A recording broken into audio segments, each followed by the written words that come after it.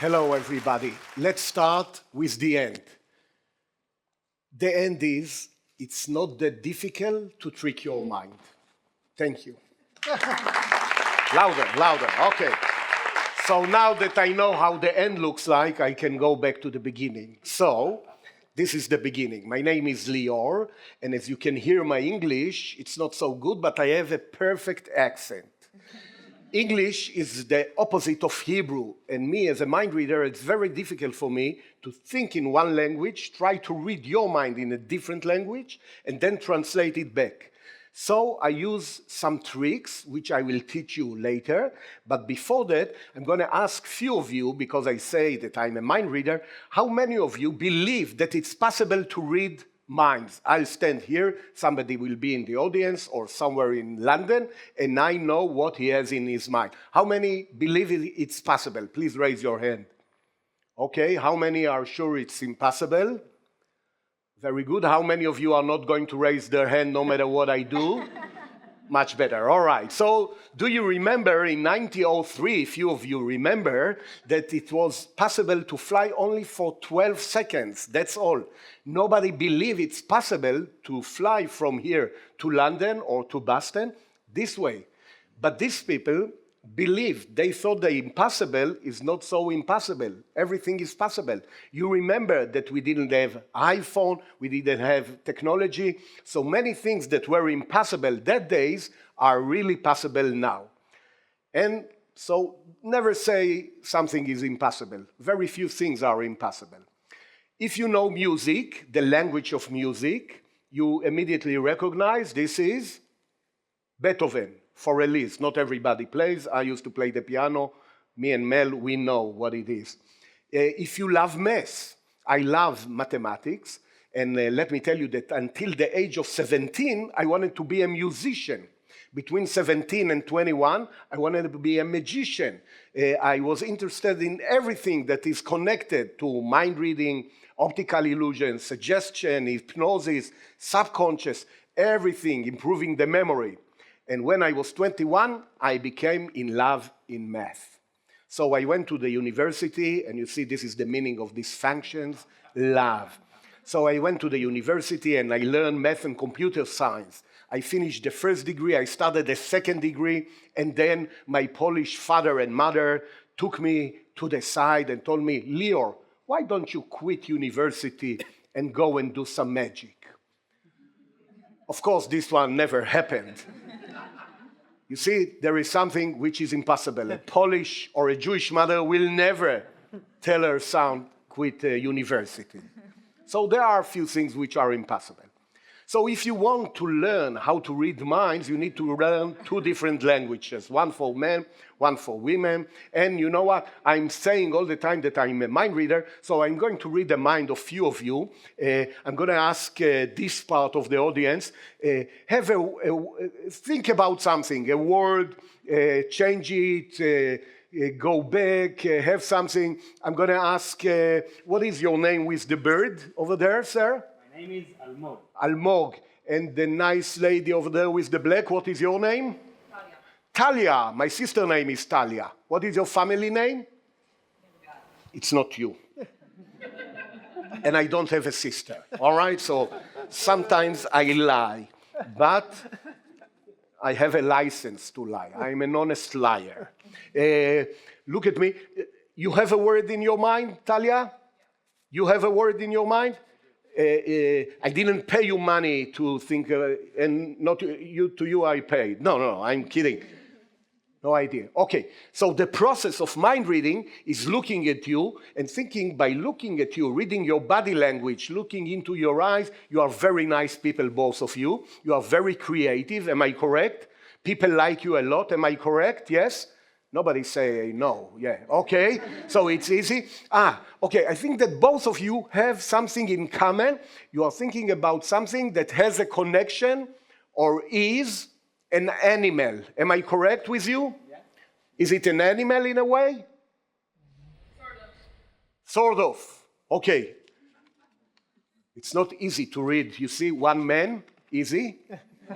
Woman, not easy. Wow. Okay, I know. I know why you say it's not, but it is.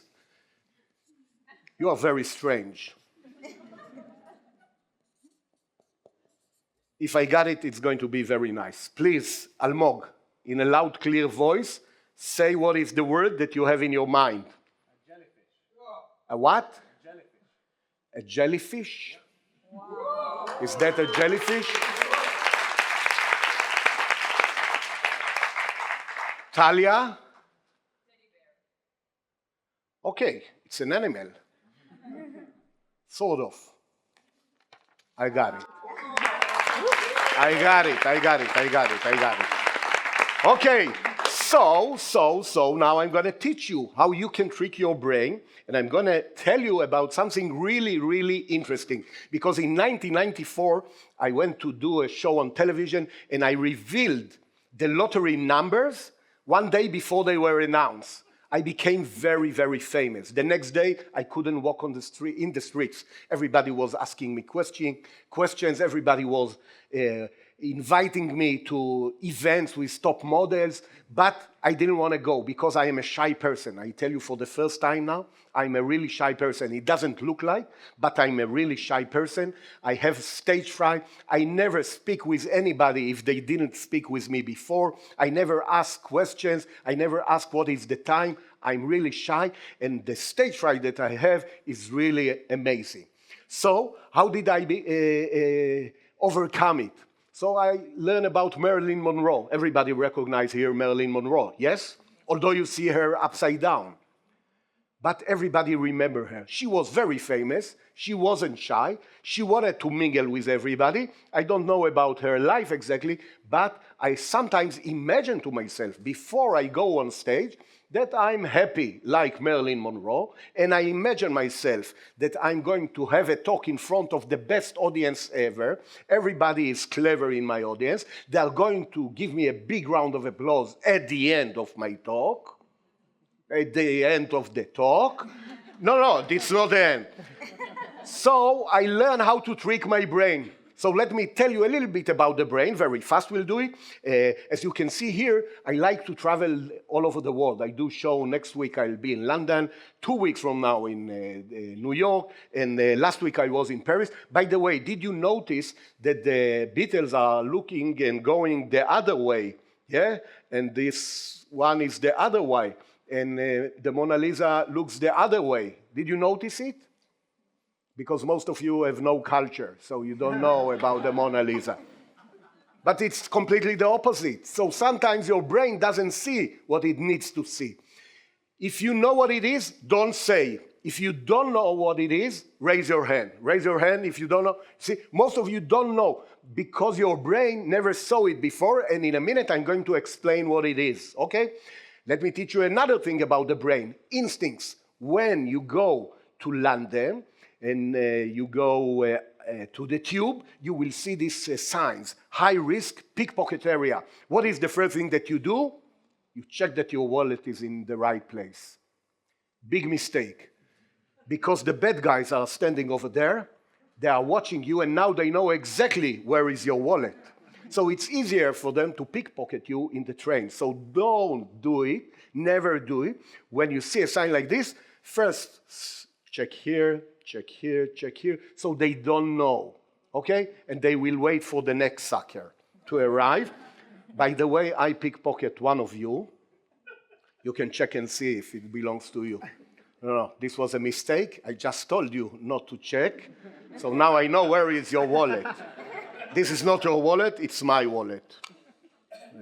It's a hot wallet. Yeah. Okay, I take some credit cards. So, be careful when you do something with your brain. Another optical illusion for the brain is this white triangle, which doesn't exist. Can you see this white triangle? It's not there. There are only 3 Pac-Mans and 3 lines, but your brain sees it all the time. And now, I'm going to teach you, because Marilyn Monroe is famous, but before you saw it, you didn't know it's Marilyn Monroe. Now we can see a cow. Do you see the cow? This is a cow. Here is the nose, the ears, and for people that it's very difficult for them, here is a better view. So now we are going back to the cow. Now you see the cow. We teach the brain how to see the cow. So from now on, you'll see this picture, you will see a cow. So we can teach the brain some stuff. Here, you cannot teach the brain. Even if you are a man or a woman, you will always see the white triangle. Doesn't matter if you are young or old, you see the white triangle. Doesn't matter which kind of religion you have. It doesn't matter if you are an iPhone person or an Android believer, you always see the white triangle. So here is a way to trick our brain. Let's do optical illusions to our brain. If you want to be on diet, like I do, you can eat your food in a small plate. Then your brain feels that you eat a lot. If you eat it in a big plate, the same amount, your brain sees something is missing. Or you can wear a jacket and a tie, it also hides the way that you look. Okay, so this is another way. Merlin wasn't so happy. If you see her upside down, and you can tell now that I like to do things upside down. I'm different than most of the people. Most of the people, when they drink coffee, they cannot go to sleep. I'm the opposite. When I'm asleep, I cannot drink coffee. So I have many things. So she had a bad life. She wasn't so happy. She was killed or she was suicide. Her life wasn't so good. And Mozart was an amazing person, also is upside down. Everything that I do is upside down. So before I go on stage, I use a lot of humor. I want to distract myself of having this stage fright. So humor is a strong misdirection to the mind. Another thing that I do, I teach myself something new. I watch YouTube for something new that I didn't know, like the cow. So now my mind is distracted and is working on another thing, so I forget that I have a stage fright. And use humor all you can in your life. It will make it easy. So we are going to talk about math and magic, and again, it's a connection. I want to invite somebody to the stage. Over there, please come. I asked you before that I'm going to invite you to the stage, but again, we have no relationship and you don't know me. Do you know me? No, that's why you look so happy. And we are going to use your iPhone. Come, we need to stand here on the... in Europe, people applaud when somebody is coming to the stage. You know, we are in Europe. So how do we open it? Like this, yeah? Where is the calculator? You remember where is the calculator? Here. Here is the calculator. Say a 3 digits number. Any 3 digits. Say it out loud. 258. 258, multiply by any 2 digits number. 56. 56. Now divide by your shoe size. Don't say, just press it. Okay, divide by your height. And divide by any 1 digit number. Any 1 digit equal. What is it? 21. Point 017. 21.017. 21.017. You remember that I told you that until I was 17, I wanted to be a musician, and then when I wanted to be a mathematician, it was 21. That's why my name is Lior, and if you look at the Lior upside down, you see it's 21.017. You win, thank you very much. So, now it's the end of the talk. So you see, it's really easy to trick your brain. Thank you very much. Thank you, thank you, thank you, thank you, thank you.